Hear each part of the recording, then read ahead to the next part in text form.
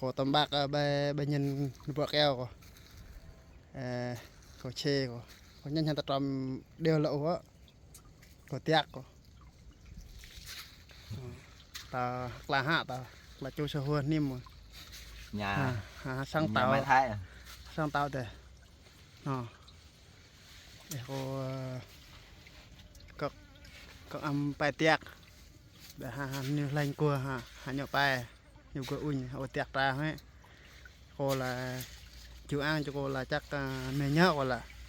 có tên cái tí để cô tiạc cả trong này đây đặt châm cô là nề hum cô là trường cối của cô chăm lạc là